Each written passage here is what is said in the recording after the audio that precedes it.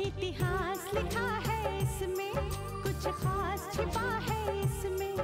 इतिहास लिखा है इसमें, कुछ खास छिपा है इसमें। मर्यादा है, कोई वादा है, विश्वास रखा है इसमें।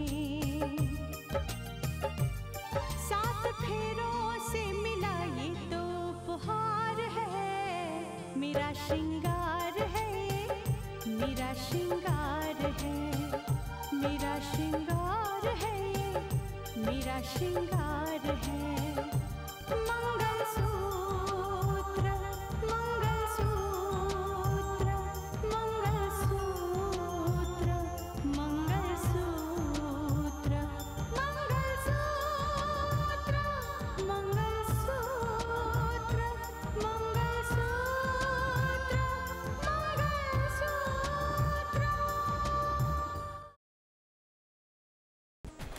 हमारे पास पुख्ता सबूत है ना गुलशन शाह के खिलाफ? तो फिर तुरंत गुलशन शाह को अरेस्ट कीजिए। Mister Gulshan Shah, you are under arrest. Gulshan Shah की गिरफ्तारी के बाद तुम्हें यहाँ आना ही नहीं चाहिए था। मुझे लगता है माँ कि पापा के साथ आप भी अपनी शर्म को मार चुकी हैं।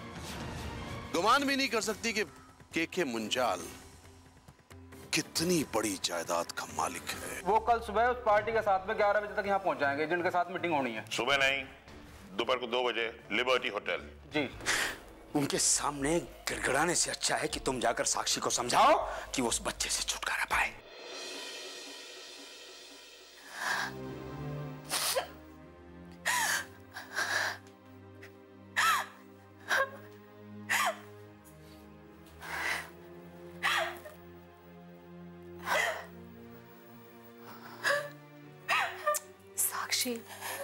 कब तक आंसू बहाती रहोगी इस तरह से? ये आंसू मैंने अपने नसीब में लिख लिए है भाभी। उस तरफ पापा जी भी बहुत दुखी है। सब जानती हूँ मैं, सब सुन लिया है मैंने। और पापा सच ही तो कहते हैं, कोई भी औलाद इसलिए पैदा नहीं करता कि वो आगे जाके उनके लिए शर्मिंदगी की वजह बन जाए। और ये बात सच है कि मैं उनके लिए शर्मिंदगी की वजह बन चुकी हूँ। जिस विश्वास की हिफाजत मुझे करनी चाहिए थी, उस विश्वास को मैं नहीं बचा पाई, नहीं बचा पाई। साक्षी, अगर इस बात को तुम दिल से महसूस करती हो, मानती हो, तो फिर पापा की बात को मान लो ना। सब लोग बहुत दुखी है। मैं जानती हूँ भाभी कि सब लोग बहुत दुखी हैं, पर मैं आपसे एक बात पूछना चाहती हूँ। गलती मैंने की है ना, तो उसकी सजा मेरे बच्चे को क्यों मिल रही है? जो सजा देनी है मुझे दीजिए ना, मेरे बच्चे को क्यों दे रहे हैं सजा? तुम इसे सजा समझो तो सजा या कुछ और, लेकिन हमारे पास कोई और रास्ता नहीं है साक्षी। इस सजा के अलावा भाभी आप मुझे जो सजा देंगी मुझे मंजूर है, पर मेरे बच्चे को मारने की बात मत कीजिए भाभी। तो क्या करूं साक्षी, क्या करूं बताओ तुम मुझे। तुमने अपने हालात देखे हैं, देखे हैं, और इसके ऊपर तुम ये चाहती हो कि तुम अपने बच्चे को इस दुनिया में लाओ, उसे एक स्वस्थ जीवन दे पाओगी तुम? उसके ऊपर दुनिया वाले ताने कसेंगे तुम पर, नहीं कर पाओगी बर्दाश्त। साक्षी, प्रैक्टिकल होकर सोचो, ये सब कुछ इतना आसान नहीं है। देखो, तुम्हें जो कोई भी फैसला लेना है जल्दी लेना होगा, तुम्हारे पास वक्त नहीं है। या फिर इस बात से समझौता कर लो।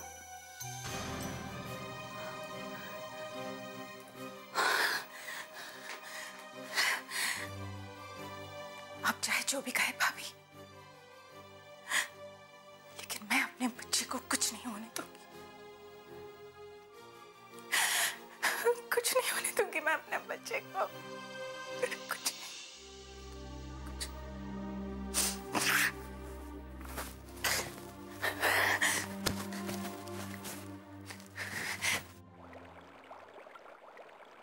ये सुंदर के बारे में हमें क्या सुनने को मिल रहा है? सुना है कि पुलिस उसे गिरफ्तार करने के लिए उसे तलाश कर रही है? मैं तो खुद ये सब देखकर परेशान हूँ। पहले भी रितिका सुंदर के बारे में कुछ न कुछ कहती रही है। सुंदर पर जो गाज गिर रही है उसकी वजह यह है कि कलेक्टर साहिबा को सुंदर पर शक है और वो अपने शक को सही ठहराने के लिए ये सारी कोशिशें कर रही हैं। भगवान जाने सच्चाई क्या है। मुझे तो अभी भी लगता है कि हम लोग सच से कोसों दूर हैं। कोई ना कोई बात ऐसी जरूर है जो हम सबकी नजरों से छुपी हुई है। ये भी मैं सोच रहा हूं कि कहीं ऐसा तो नहीं है कि हमने राहुल और साक्षी के रिश्ते को मानने से इनकार कर दिया और उसका बदला लेने के लिए कलेक्टर साहिबा ने ये नई चाल शुरू कर दी है। नहीं, ऐसा नहीं हो सकता। मैं इस बात को नहीं मान सकती। मैं एक बार फिर से कहती हूं कि रितिका अपनी मर्यादा लांघकर ऐसा कदम कभी नहीं उठा सकती। अब पहले भी आपने, सुंदर ने, पता नहीं उसके बारे में क्या क्या कहा था, लेकिन क्या हुआ? आखिर सच सामने आया ना। राकेश की बातों से ये साफ हो चुका है कि उस पर जो इल्जाम लगाया गया था वो झूठा था। उसको फंसाने के पीछे रितिका और मानस का कोई हाथ नहीं था। तो क्या हम ये मान लें कि सुंदर गुनाहगार है, सुंदर गुलशन शाह से मिला हुआ है और सुंदर ने ही राकेश को फंसाने की कोशिश की है? अगर ऐसा होता तो राकेश हमें ये बात पहले ही बता चुका होता। नहीं पापा, ये तो मैं भी नहीं मान सकता कि मामा जी ऐसा कुछ कर सकते हैं।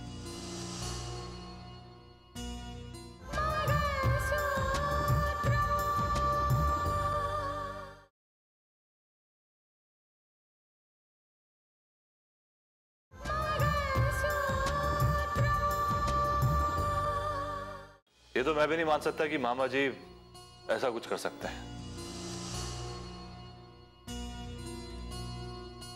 जरूर इसके पीछे किसी की कोई चाल है।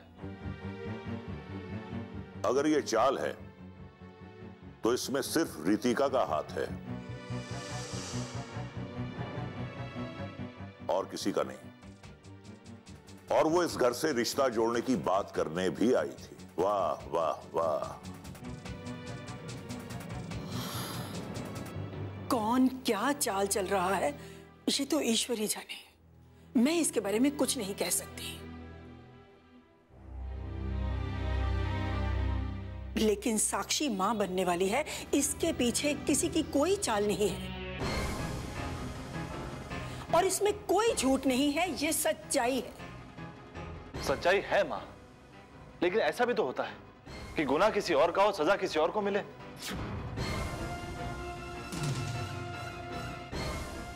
जैसे राकेश भैया किसी और के गुनाह की सजा भुगत रहे हैं। लेकिन अब तो तुम जान चुके हो ना कि राकेश को फंसाने के पीछे रितिका और मानस का कोई हाथ नहीं था। फिर तुम साक्षी को किस जुर्म की सजा देना चाहते हो, वो मेरी समझ में नहीं आता।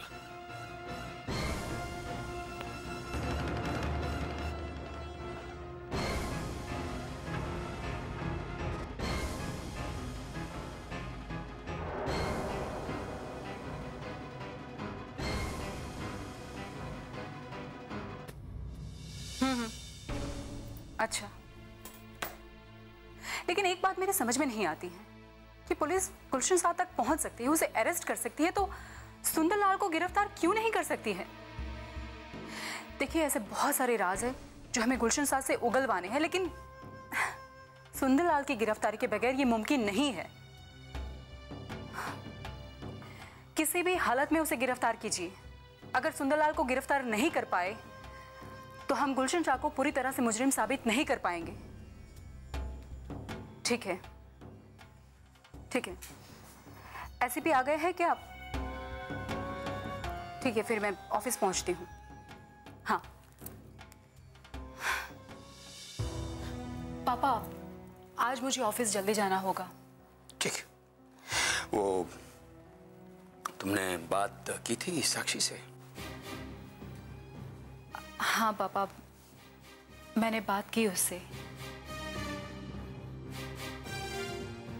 लेकिन पापा हमें शांति से काम लेना होगा। देखिए, इस वक्त वो एक बहुत बड़े सदमे से गुजर रही है और उसे वक्त की जरूरत है पापा। धीरे धीरे सब ठीक हो जाएगा। मैं ऑफिस के लिए निकलूं?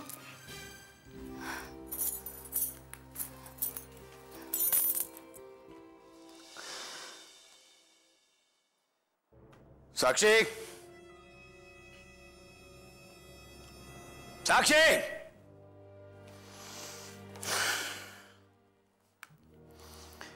वो मैंने बहू को भेजा था तुमसे बात करने के लिए। हम तुम्हारा फैसला सुनना चाहते थे।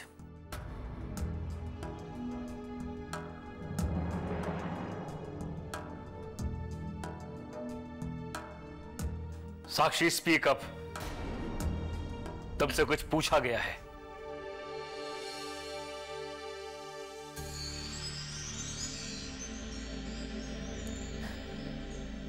आप लोगों को मुझे जो सजा देनी है दे दीजिए,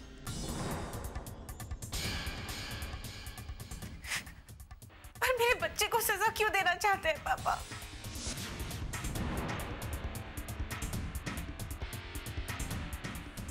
इसलिए क्योंकि हम तुम्हारी इस बेवकूफी पर अपने खानदान की इज्जत कुर्बान नहीं करना चाहते।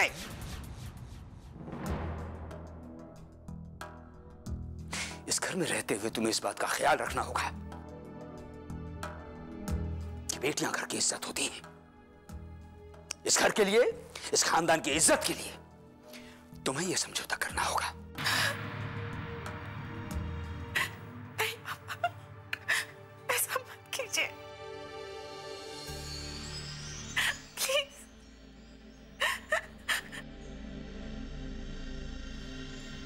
तुम चुप क्यों खड़े हो मानस? समझाओ इसे, समझाओ इस लड़की को। इसकी बेवकूफी की वजह से हमारे खानदान की इज्जत मिट्टी में मिल जाएगी।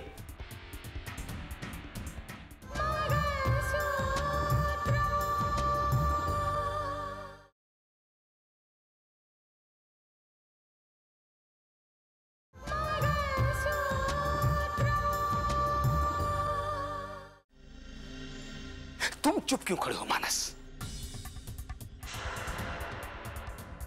समझाओ इसे, समझाओ इस लड़की को। इसकी बेवकूफी की वजह से हमारे खानदान की इज्जत मिट्टी में मिल जाएगी।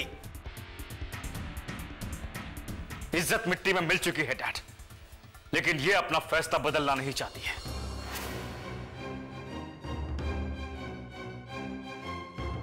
इसे अपनी जिद की परवाह है, घर की इज्जत की कोई परवाह नहीं। मेरे रहते तुम्हें इस बात की इजाजत हरगिज नहीं मिलेगी जो तुम चाहती हो।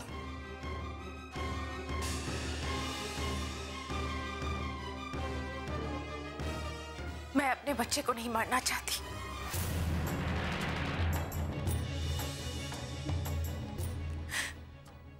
और अगर मेरी वजह से आप लोगों की बदनामी हो रही है तो मेरा ये घर से चले जाना ही ठीक रहेगा। साक्षी,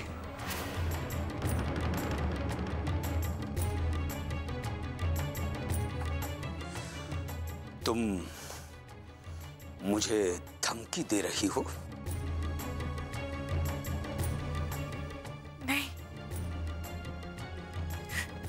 मेरी वजह से आप लोगों का सर झुके ये मैं कभी नहीं चाहूंगी।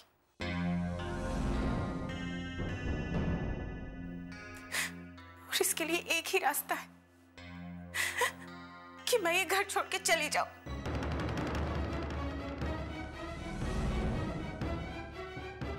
क्या बकवास कर रही हो तुम? कहां जाओगी? ये दुनिया बहुत बड़ी है, कहीं भी चली जाऊंगी। साक्षी, तुम कहीं नहीं जाओगी। नहीं मानस, मत रोको इसे, जाने दो इसे। मैं समझ लूंगा कि मेरी बेटी मर गई, कोई बेटी पैदा नहीं की मैंने। जाने दो इसे, जाओ जाओ तुम।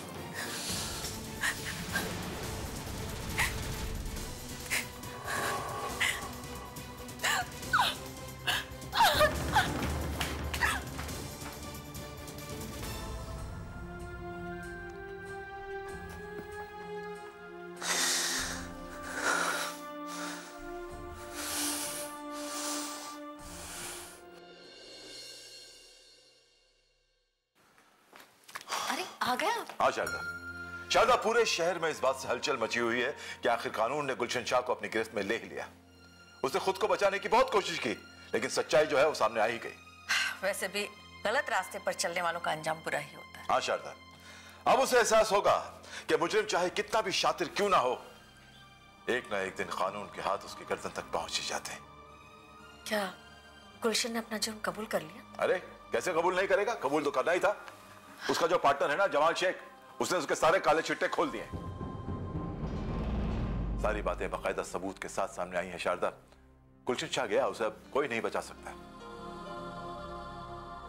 राकेश की बात भी खुली है कि राकेश को फंसाने के पीछे गुलशन शाह का हाथ था।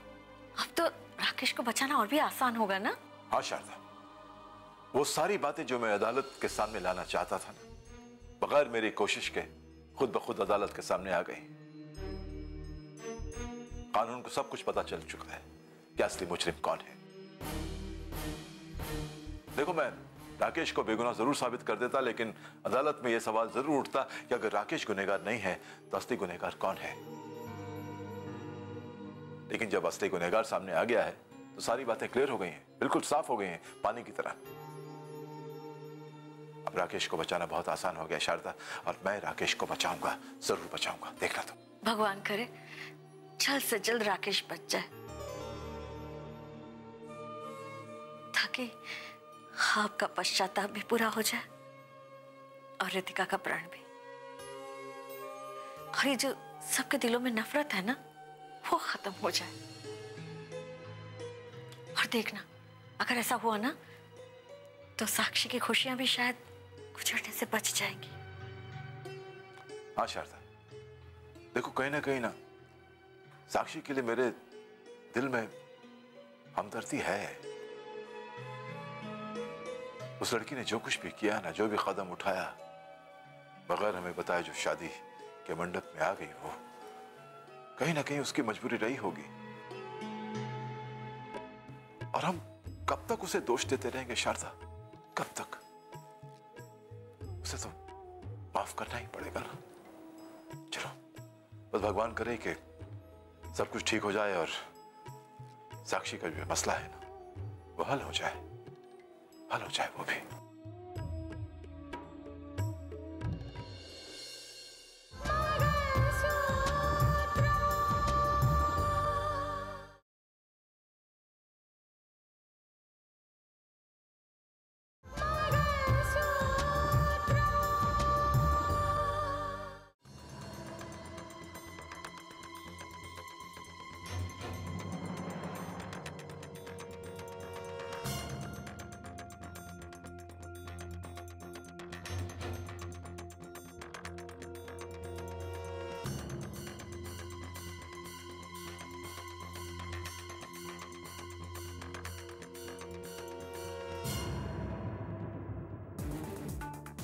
मत रोको इसे, जाने दो इसे।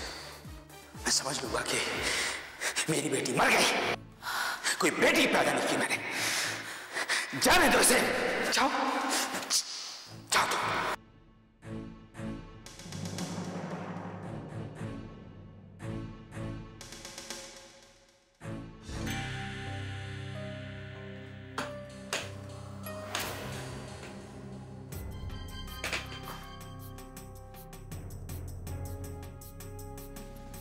तुम्हारी गलती पर मुझे बहुत दुख हुआ था,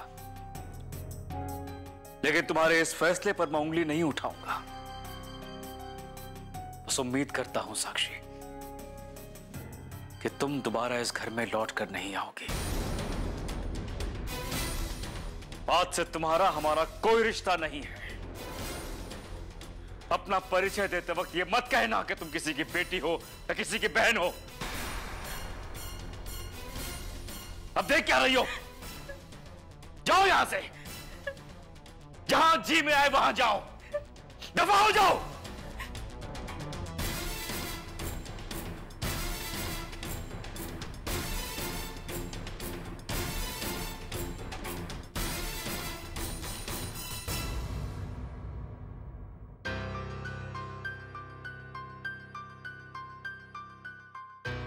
धीरज रखो भांजे, धीरज रखो। एक एक मोहरा सही जगह पर फिट किया गया है। सारा खेल साजिश के तहत हो रहा है। बस तुम इतना ख्याल रखो कि कोई भी चीज बदलनी नहीं चाहिए, प्लान के मुताबिक होनी चाहिए। भांजे, ये जो तुम्हारे मामा है ना सुंदरलाल, ये मास्टरमाइंड कहलाते हैं। तो मुझे क्या करना है ये समझाने की जरूरत नहीं है, तुम्हें क्या करना है ये समझो और सोचो। हाँ?